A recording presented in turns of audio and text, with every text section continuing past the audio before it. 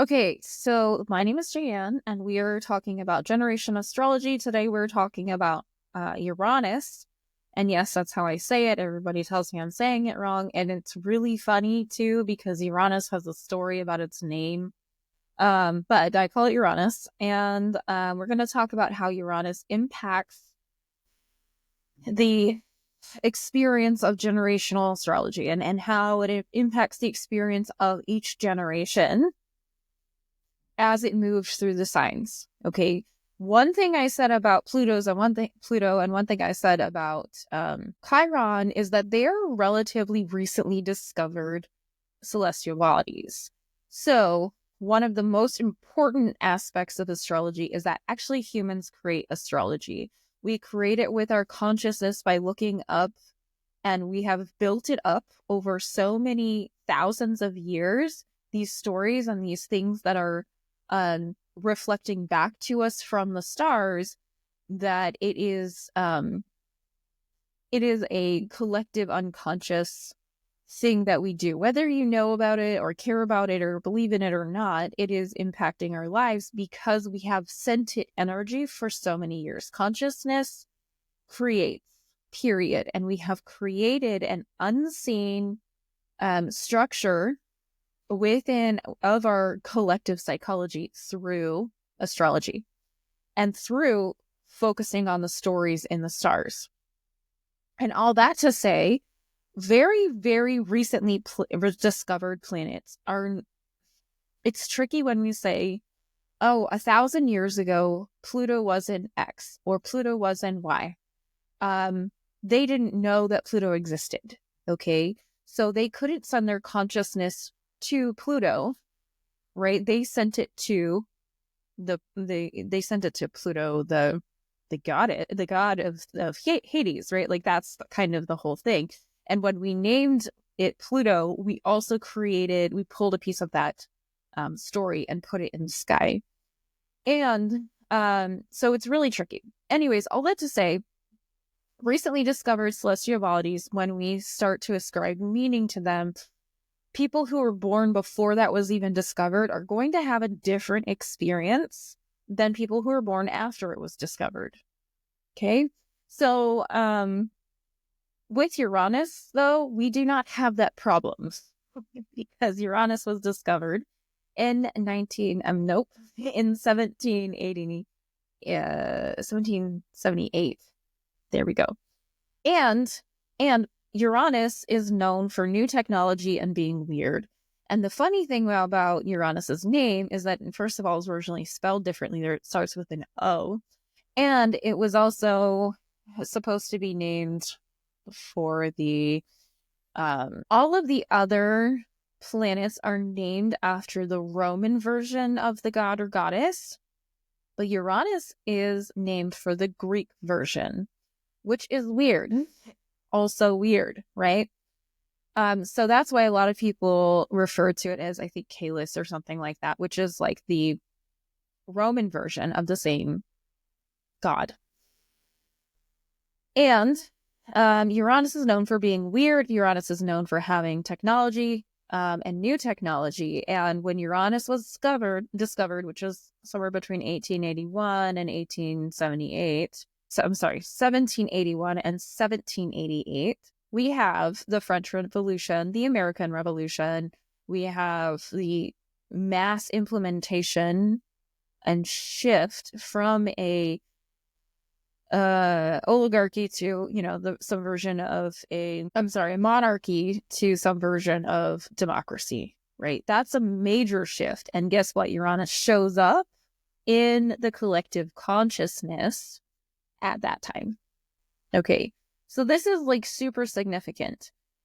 And we can go on and on about, Pluto and Uranus and whatever in the American Revolution, because we just had Pluto go around to where its projected location was during the American Revolution and during America's birthday.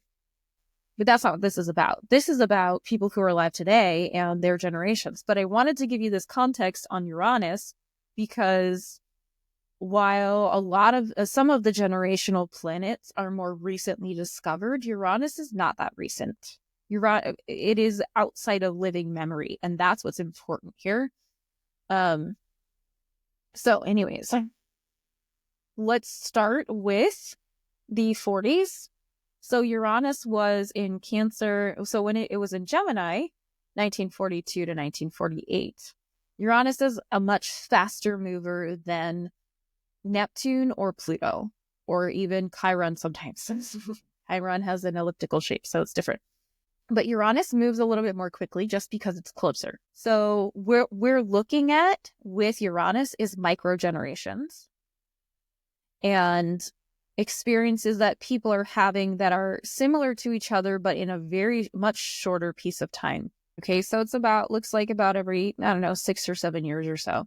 So it was in Gemini in the early 40s to late 40s, and then I moved into Cancer in the late 40s to the early 50s. Okay, what Uranus is about is like how weird of the population. What is your weird? What is your strange? What is your technology coming in from the future? What are you creating that is like something that no one would ever see? Where's your brilliance? And then also the weird parts of your personality that are being pressed and that you're finally letting forward. So it's slightly different than, say, Pluto, and it's slightly different than, say, Jupiter, where Jupiter is about like the buoyancy of your personality. But with Uranus, it's like, what are some things that like you would never expect about you that would be true? And they are true. And then they surprise you every time. How are you serving the population in a really true way? So we have, and I'm looking over here because I'm looking at a chart, but we have such speed when it comes to this generational planet that it's hard to call it a true generational planet. Again, we're looking at microgenerations. So Uranus is, again, that space of being weird. And I'm not going to go through every single sign because I would literally just like be saying the same stuff over and over again.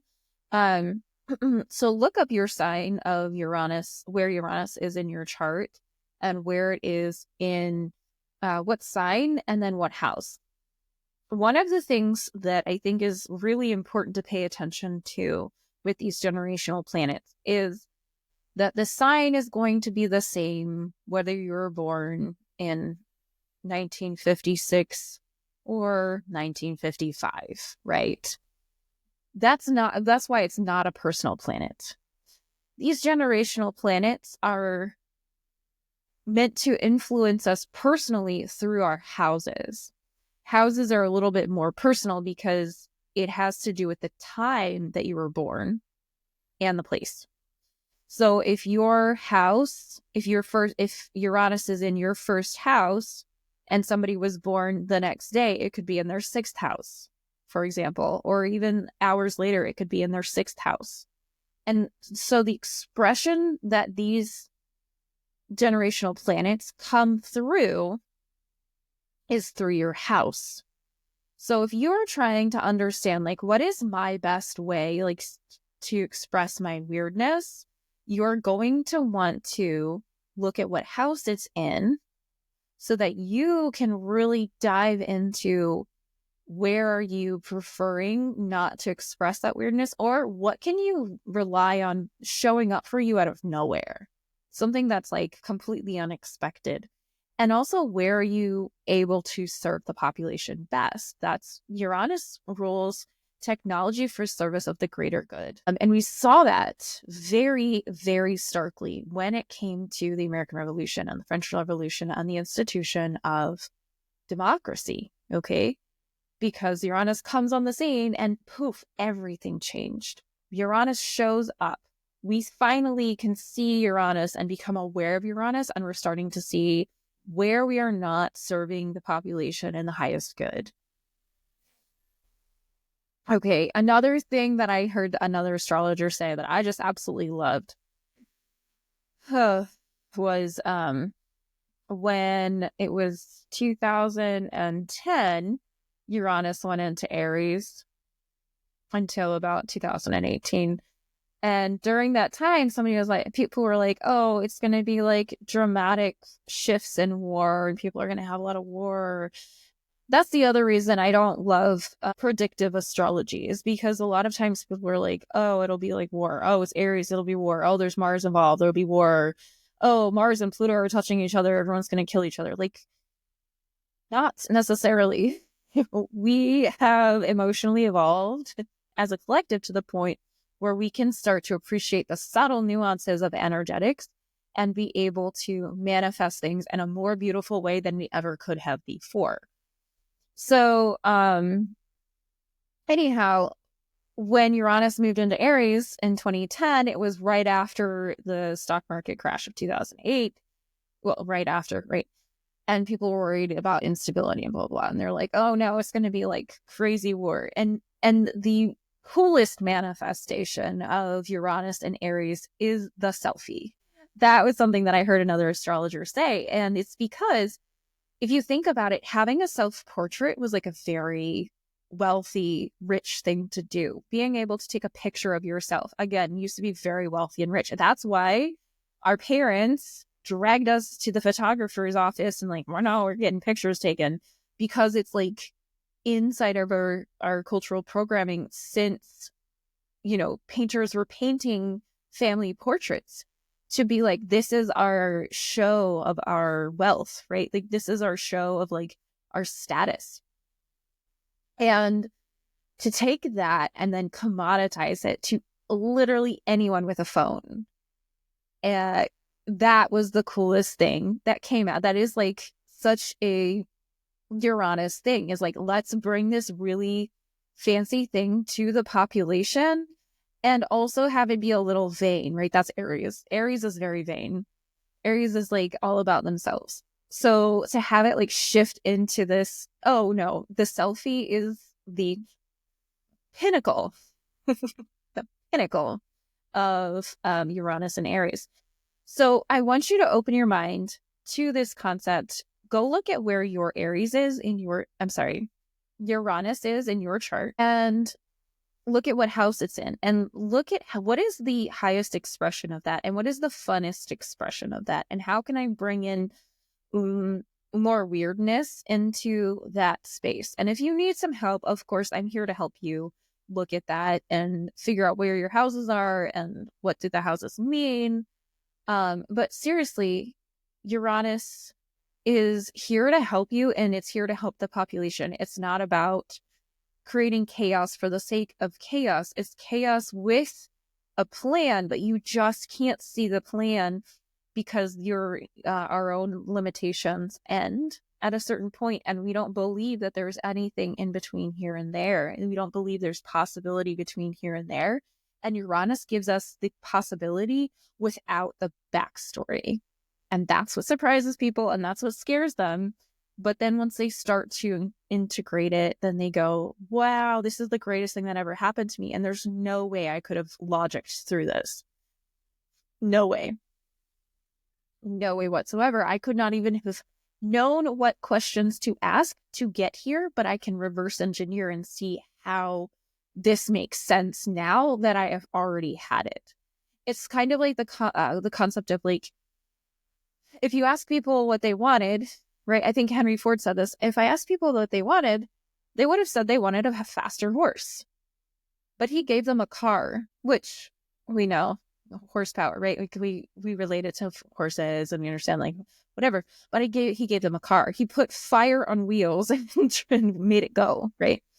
And that's kind of the thing that we need to look to when we're in times of confusion or like we've come to our wits' end, is this intangible thing that is out there, but you just can't see the path forward, and you just ask for the answer to be shown to you, and then it's right there.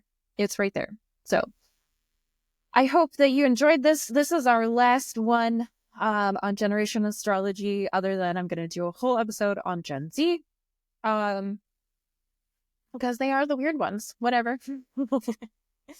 And maybe Gen Alpha is even weirder, who knows. But I'm going to do another episode on Gen Z, so please keep looking out for that. And what I am looking forward to is talking about more astrology things And then on top of that, more healing things, because if we're talking about astrology and we're just like, ooh, this is exciting and this is interesting and oh my gosh, like, then what? What do we do with that? And that's how I do my healing work, and that's how I incorporate astrology into my healing work. Because without healing work, astrology is just a big game of voyeurism. It's a story voyeurism, and we're really not doing anything with it until we bring it into our bodies and start to recognize, how do I shift from the low side of this sign or this placement into the high side so that my life can flow better and I can be more myself. And that's how I practice astrology in a general sense. So I hope you enjoyed this and have a great day.